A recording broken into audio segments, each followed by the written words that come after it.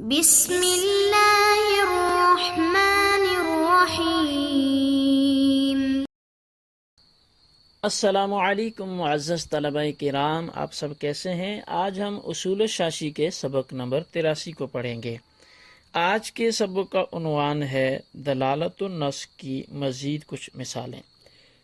آج کے سبق کی عبارت وَكَذَلِكَ قُلْنَا فِي قَوْلِهِ تعالی سے شروع ہوتی ہے۔ آئیے آج کی عبارت پڑھتے ہیں اور اس کا ترجمہ کرنے کے بعد مزید پھر اس حوالے سے کلام کرتے ہیں، سبق کی باقاعدہ وضاحت بھی کرتے ہیں۔ مصنف علیہ رحمہ لکھتے ہیں وَكَذَلِكَ قُلْنَا فِي قَوْلِهِ تَعَالَى يَا أَيُّهَا الَّذِينَ آمَنُوا إِذَا نُودِيَ لِلصَّلَاةِ مِن يَوْمِ الْجُمُعَةِ، یہ آیت آگے تک ہے۔ اور اسی طرح ہم نے اللہ تعالیٰ کے فرمان کے بارے میں کہا، وہ فرمان یہ ہے کہ اے ایمان والو، جب تمہیں نماز جمعہ کے لیے ندا دی جائے جمعہ کے دن میں، وَلَوْ فَرَضْنَا بَيْعًا لَا يَمْنَعُ الْعَاقِدَيْنِ عَنِ السَّعْيِ، اگر ہم ایسی بے کو فرض کر لیں جو دو عقد کرنے والوں کو سعی سے نہیں روکتی، لا یمنع العاقدین عن السعی الی الجمعۃ، کہ جو دو عقد کرنے والوں کو جمعہ کی طرف سعی کرنے سے نہیں روکتی، اگر ہم ایسی بے فرض کر لیں، بأن کان فی سفینۃ تجری الی الجامع لا یکرہ البیع، بعین طور پر کہ وہ ایسے دو عاقدین ہوں کہ جو ایک کشتی میں ہوں اور وہ کشتی جامع مسجد کی طرف چل رہی ہو تو بے مکروہ نہیں ہوگی۔ وعلی ھذا قلنا، اور اسی اصول پر ہم نے کہا اذا حلف لا يضرب امرأته فمد شعرها او عدها او خنقها يحنس اذا كان بوجه الإيلام، اور اسی اصول پر ہم نے کہا جب کسی شخص نے قسم کھائی کہ وہ اپنی بیوی کو نہیں مارے گا، تو پس اس نے اس کے بال کھینچ لیے یا اس کو دانتوں سے کاٹ دیا یا اس کا گلا گھونپ دیا، گلا دبا دیا، تو جب یہ سارے کام اس کو اذیت و تکلیف پہنچانے کی وجہ سے ہوں گے تو یہ قسم کھانے والا شخص حانث ہو جائے گا، اس کی قسم ٹوٹ جائے گی۔ وَلَوْ وُجِدَ صُورَةُ الضَّرْبِ وَمَدُّ الشَّعْرِ عِنْدَ الْمُلَاعَبَةِ دُونَ الْإِيلَامِ لَا يَحْنَسُ، اور اگر یہ مارنے کی صورت یا بال کھینچنے کی صورت ملاعبت کے وقت پائی گئی، کھیل کود کے وقت پائی گئی، آپس میں دل لگی کے وقت پائی گئی، نہ کہ اس کو ایذا دینے کے طور پہ یہ کام، ان کاموں کا صدور ہوا، تو اس صورت میں وہ حانث نہیں ہوگا۔ وَمَنْ حَلَفَ لَا يَضْرِبُ فُلَانًا فَضَرَبَهُ بَعْدَ مَوْتِهِ لَا يَحْنَسُ لِانْعِدَامِ مَعْنَى الضَّرْبِ وَهُوَ الْإِيلَامُ، اور جس نے قسم کھائی کہ وہ فلاں شخص کو نہیں مارے گا، پس اس فلاں کی موت کے بعد اس نے اس کو مار دیا، تو اب یہ مارنے والا شخص حانث نہیں ہوگا، چونکہ جو ضرب کا معنی ہے وہ یہاں نہیں پایا جا رہا، اور ضرب کا معنی وہ اس کو تکلیف دینا ہے۔ جی معزز طلبہ کرام، یہ ہمارے آج کے سبق کی عبارت اور اس کا ترجمہ تھا۔ آئیے اب اس سبق کی وضاحت کی طرف بڑھتے ہیں۔ دراصل اس سے قبل مصنف علیہ رحمہ نے ایک ضابطہ بیان کیا تھا کہ حکم کا دار و مدار علت پر ہوتا ہے۔ اسی ضابطہ پر مصنف علیہ رحمہ نے گزشتہ سبق میں ایک مثال قاضی امام ابو زید کے قول سے دی تھی، جو والدین کو اف کہنے یا نہ کہنے کے حوالے سے تھی، کہ جہاں اف کہنا بطور اذیت کے ہوگا تو وہاں یہ ممنوع ہوگا، جہاں یہ اف کہنا بطور تعظیم کے ہوگا تو وہاں یہ ممنوع نہیں ہوگا۔ اب اسی ضابطہ پر یہاں سے مصنف علیہ رحمہ قرآن مجید کی آیت سے دوسری مثال پیش کر رہے ہیں، جمعۃ المبارک کے متعلق اللہ تبارک و تعالیٰ کا ارشاد ہے، یا ایھا الذین آمنوا اذا نودی للصلاۃ من یوم الجمعۃ فاسعوا الی ذکر اللہ وذروا البیع، اے ایمان والو، جب تمہیں جمعہ کے دن نماز کے لیے بلایا جائے تو اللہ کے ذکر کی طرف دوڑ کے آؤ اور بیع کو چھوڑ دو، خرید و فروخت کو چھوڑ دو۔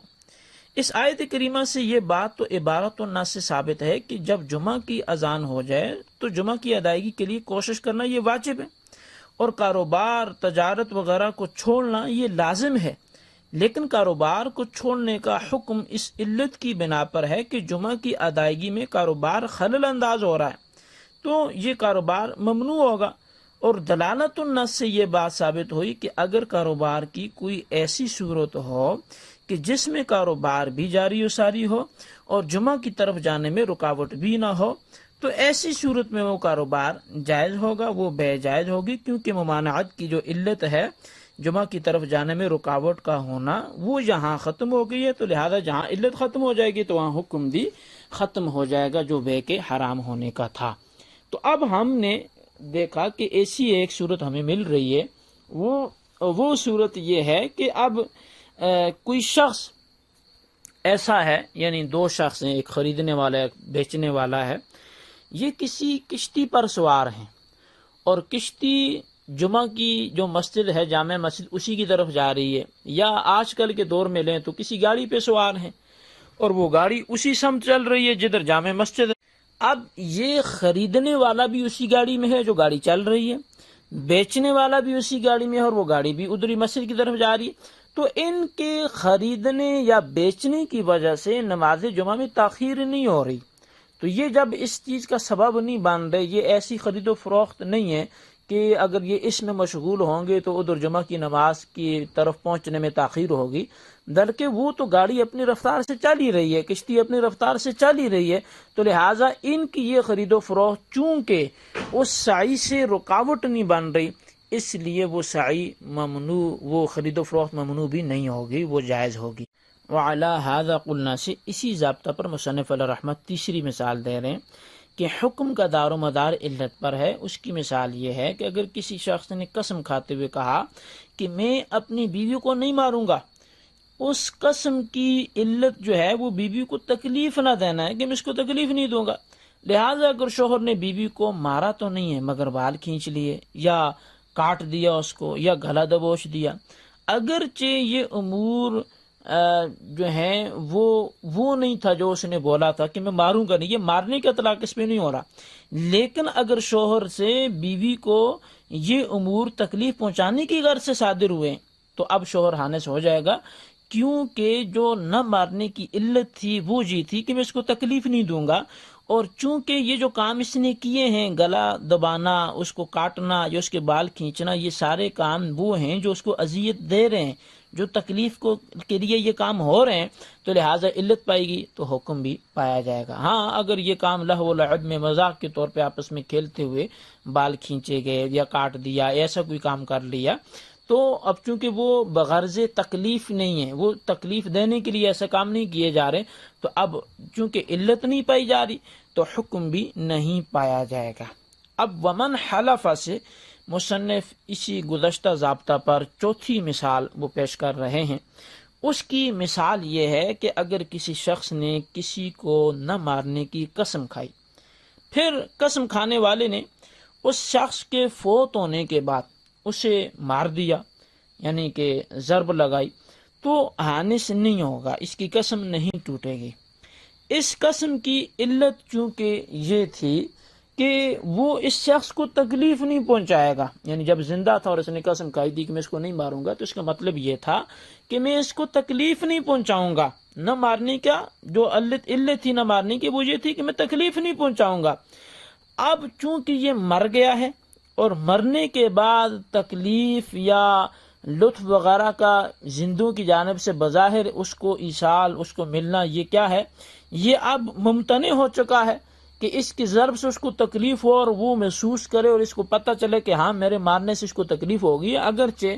کہ مردوں کو احساس ہوتا ہے، ان کو یہ معلوم ہوتا ہے ان کے ساتھ جو کیا جا رہا ہوتا ہے، لیکن جو زندوں کے عرف میں تو کم از کم اس کو تو نہیں پتا نا کہ میری اس ضرب سے اس کو کتنی تکلیف ہوئی، تو اس لحاظ سے گویا یہ اس تکلیف دینا نہیں پایا جا رہا. تو اگرچہ ضرب پائی جائے، جو اس نے بولا تھا کہ میں نہیں ماروں گا، ضرب پائی جا رہی ہے، لیکن وہ علت جس وجہ سے ضرب ہوتی ہے وہ تکلیف دینا ہوتا ہے. یہاں چونکہ تکلیف دینا یہ نہیں پایا جا رہا، علت نہ ہونے کی وجہ سے حکم بھی نہیں پایا جائے گا، لہذا یہ مارنے والا شخص حانث نہیں ہوگا، اس کی قسم نہیں ٹوٹے گی. تو پیارے طلبہ کرام، آج ہم نے دلالت النص کے حوالے سے جو گزشتہ اسباق میں قاعدہ پڑھا تھا کہ جہاں حکم علت ہوگی وہاں حکم ہوگا، جہاں علت نہیں ہوگی وہاں حکم بھی نہیں ہوگا. تو اسی حوالے سے ہم نے کچھ مثالیں آج پڑھی، ان کو اچھی طرح اپنے الفاظ میں اپنے رجسٹر پر نوٹ کریں، لکھیں، بالخصوص ان سوالات کے جوابات دیں. سوال نمبر 1 یہ ہے کہ اگر کسی شخص نے قسم کھائی کہ بیوی کو نہیں ماروں گا،